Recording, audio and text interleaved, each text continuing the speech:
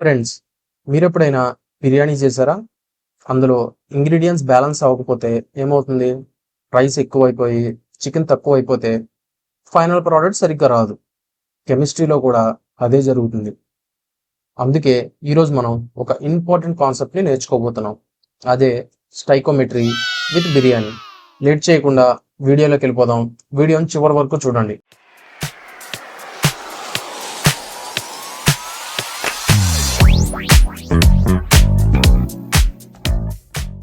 So ఇప్పుడు మనకి ఒక పర్ఫెక్ట్ రెసిపీ ఉందనుకుందాం. 1 కేజీ చికెన్కి కేజీ రైస్. ఈ ప్రపోర్షన్స్లో మనం యాడ్ చేస్తే బిర్యానీ పర్ఫెక్ట్గా వస్తుంది. ఫర్ ఎగ్జాంపుల్, ఇప్పుడు మన దగ్గర 2 కేజీలు చికెన్ ఉందనుకోండి, అప్పుడు రైస్ ఎంత యాడ్ చేయాలి? వెరీ గుడ్, రైస్ కూడా 2 కేజీలు కావాలి. సో మీకు ఇప్పుడు ప్రపోర్షన్స్ గురించి అర్థమైపోయింది. అంటే ప్రపోర్షన్స్ మనం కరెక్ట్గా తీసుకుంటే ప్రోడక్ట్ కూడా కరెక్ట్గా వస్తుంది.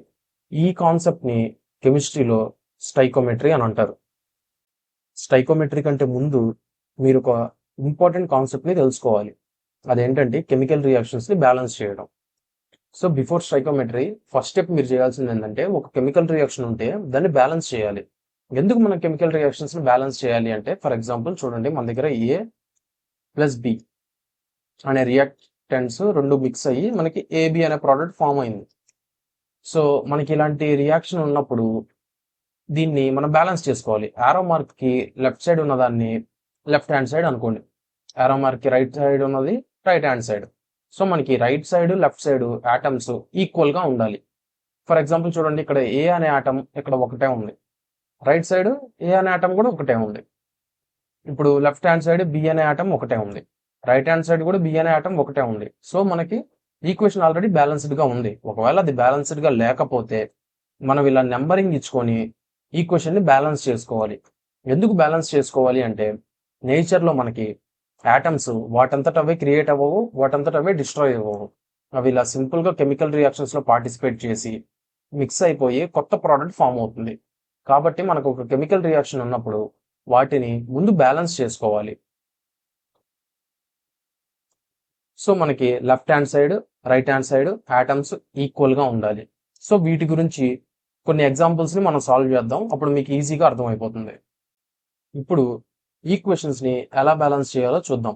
ఫర్ ఎగ్జాంపుల్, మన దగ్గర ఒక అన్బ్యాలెన్స్డ్ ఈక్వేషన్ ఉంది. ఇది అన్బ్యాలెన్స్డ్ అని ఎందుకు అన్నానంటే, ఒకసారి చూడండి, ఇక్కడ రాసుకుందాం మనం.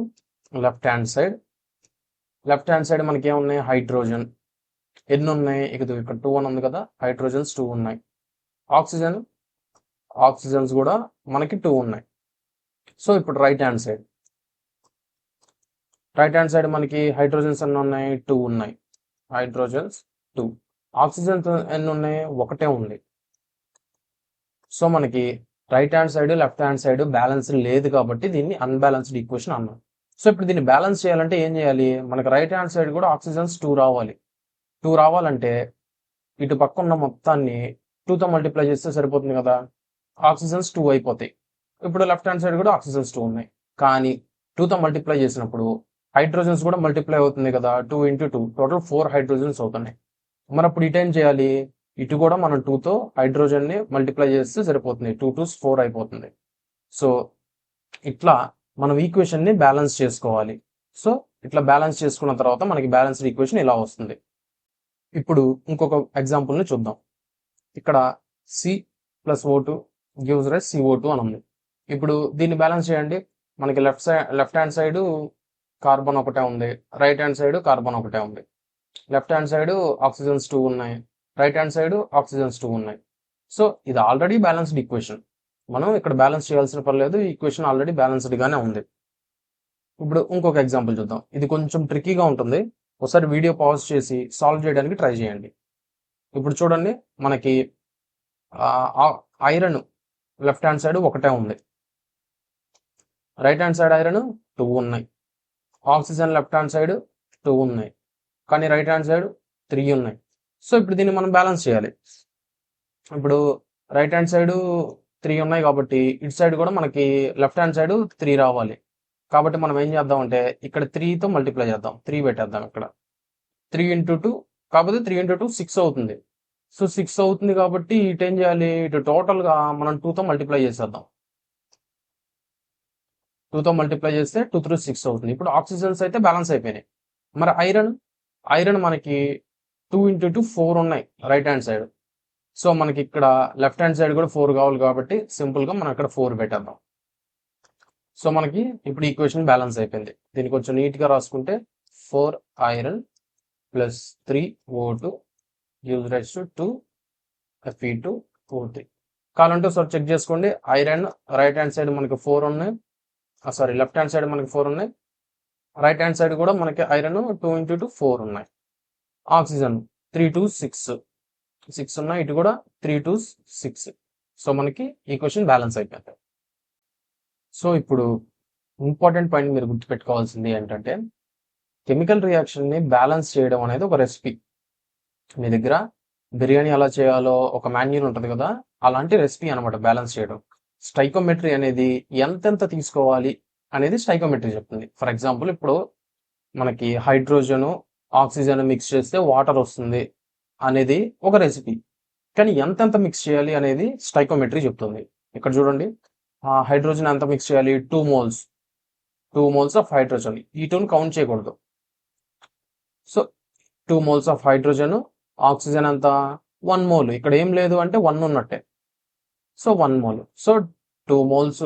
ఇప్పుడు మన బిర్యానీలో 1 kg చికెన్ 1 kg రైస్ అని అట్లా అనుకుంటాము. కెమికల్ రియాక్షన్స్లో 2 మోల్స్ హైడ్రోజన్ 2 మోల్స్ ఆక్సిజన్ తీసుకుంటే మనకి 2 మోల్స్ వాటర్ ఫామ్ అవుతుంది. ఒకవేళ మీకు మోల్ కాన్సెప్ట్ గురించి తెలియకపోతే కంగారు పడొద్దు, మన ఛానల్లో ఆల్రెడీ వీడియో చేసాం. ఒకసారి ఆ వీడియో చూసేసి ఇక్కడికి వచ్చేయండి. సో సేమ్ బిర్యానీ లాజిక్ని యూజ్ చేసేసి మనం ఫస్ట్ రియాక్షన్ని బ్యాలెన్స్ చేసుకుందాం, తర్వాత స్టైకోమెట్రీని క్యాలిక్యులేట్ చేద్దాం. ఇప్పుడు ఒక న్యూమరికల్ ఎగ్జాంపుల్ని ట్రై చేద్దాం. 4 grams ఆఫ్ హైడ్రోజన్ రియాక్ట్ అయితే ఎన్ని గ్రామ్స్ ఆఫ్ వాటర్ వస్తుంది అనేది క్వశ్చన్. ఇప్పుడు మనం మొత్తం గ్రామ్స్ నుంచి మోల్స్లో కన్వర్ట్ చేయాలి. ఫస్ట్ రియాక్షన్ వేసుకోవాలి, దాన్ని బ్యాలెన్స్ చేయాలి. ఒకవేళ మీకు మోల్స్ నుంచి గ్రామ్స్లోకి, గ్రామ్స్ నుంచి మోల్స్లోకి కన్వర్ట్ చేయటం రాకపోతే, అది ఆల్రెడీ మోల్ కాన్సెప్ట్ వీడియో నేను చేసేసాను. ఇందాక చెప్పినట్టు ఒకసారి ఇలా వీడియో ఒకసారి చూడండి. ఫస్ట్ మనం 4 grams హైడ్రోజన్ని ఫస్ట్ మనం అసలు రియాక్షన్ వేసేసుకుందాం. H2 + O2 gives rise H2O. దీన్ని బ్యాలెన్స్ చేయాలి. ఇందాక ఆల్రెడీ మనం బ్యాలెన్స్ చేసాం. ఇక్కడ 2 moles of hydrogen 1 mole of oxygen తీసుకుంటే మనకి 2 moles of water molecule form అవుతుంది. ఓకే, రియాక్షన్ వేసేస్తాం, రియాక్షన్ బ్యాలెన్స్ చేసేస్తాం, స్టైకోమెట్రీ కూడా ఉంది. ఇప్పుడు 4 grams ఆఫ్ H2 రియాక్ట్ అయిందని అన్నారు. ఇప్పుడు ఈ గ్రామ్స్ని మోల్స్లోకి తీసుకుందాం. అసలు H2 మోలార్ మాస్ ఎంత, 2 grams. ఇప్పుడు 4 grams ఉందన్నాడు. 4 grams of H2 into మనం మోల్స్లో కన్వర్ట్ చేయాలి. ఫర్ ఎవ్రీ మోల్కి ఎంత ఉంటుంది, మోలార్ మాస్ 2 grams. సో ఈ 2 ఈ 4 మనకి క్యాన్సిల్ చేసేస్తే టోటల్ 2 moles వస్తుంది. సో 2 moles ఉందన్నమాట. అంటే 4 grams అంటే సింపుల్గా 2 moles hydrogen. 2 moles hydrogen react అయితే మనకి ఎంత ఫామ్ అవుతుంది అని అన్నాడు. 2 moles ఫామ్ అవుతుంది. కాకపోతే మనం గ్రామ్స్లో చెప్పాలి, క్వశ్చన్ గ్రామ్స్లో అడిగారు. సో ఇప్పుడు ఈ 2 moles ఆఫ్ H2O దీన్ని మనం గ్రామ్స్లో కన్వర్ట్ చేయాలి. సో H2O మాలిక్యులర్ వెయిట్ మనం తీసుకోవాలి, క్యాలిక్యులేట్ చేద్దాం సింపుల్గా. హైడ్రోజన్ అంటే H2 అంటే అంత మనకి 2 grams, ఆక్సిజన్ అంటే మనకి 16, టోటల్ 18 grams. సో ఇప్పుడు మోల్స్ని గ్రామ్స్లో కన్వర్ట్ చేయాలంటే 18 grams for every mole of water. So 1 mole of H2Oలో 18 grams వెయిట్ అనేది ఉంటుంది. సో ఈ మోల్స్ ఇది మనకి క్యాన్సిల్ చేసేస్తే 2 × 18 = టోటల్ 36 grams వస్తుంది. సో మనకి 36 grams ఆఫ్ వాటర్ అనేది అయితే వస్తుంది. ఇప్పుడు ఒక డిఫరెంట్ సినారియోని ఇమాజిన్ చేసుకోండి. మన దగ్గర కేజీ చికెన్ ఉంది, కానీ రైస్ 500 grams ఉంది. ఇప్పుడు ప్రోడక్ట్ ఏమొస్తుంది, ఆబ్వియస్లీ చికెన్ ఎక్కువ మొత్తంలో ఉంది కాబట్టి చికెన్ మిగిలిపోతుంది. రైస్ తక్కువగా ఉంది కాబట్టి రైస్ తొందరగా రియాక్ట్ అయిపోతుంది. సేమ్ ఇంతే కెమికల్ రియాక్షన్స్లో కూడా ఏదైనా రియేజెంట్ ఎక్కువ మొత్తంలో ఉండి ఇంకో రియేజెంట్ తక్కువ మొత్తంలో ఉంటే ఈ తక్కువగా ఉన్నది ఫాస్ట్గా రియాక్ట్ అయిపోతుంది. ఎక్కువగా ఉన్నది మిగిలిపోతుంది. ఈ కాన్సెప్ట్నే లిమిటింగ్ రియేజెంట్ అని అంటారు. నెక్స్ట్ వీడియో ఈ లిమిటింగ్ రియేజెంట్ గురించి ఫుల్ కాన్సెప్ట్తో మీ ముందుకు వచ్చేస్తాను. సో ఫైనల్గా కన్క్లూజన్ ఏంటి అంటే, ఈరోజు మనం కెమికల్ రియాక్షన్ని బ్యాలెన్స్ చేయడం నేర్చుకున్నాం, స్టైకోమెట్రీ బేసిక్స్ నేర్చుకున్నాం, బిర్యానీ అనాలజీని అప్లై చేసాం, ప్రాబ్లమ్ని కూడా సాల్వ్ చేసాం. సో మరి మీరు చేయాల్సిందేంటి? వీడియో నచ్చితే లైక్ చేయండి, షేర్ చేయండి, ఆ సబ్స్క్రైబ్ బటన్ అలా నొక్కేసేయండి. నెక్స్ట్ వీడియోలో లిమిటింగ్ రియేజెంట్తో వచ్చేస్తాను. Until then, thank you and happy learning.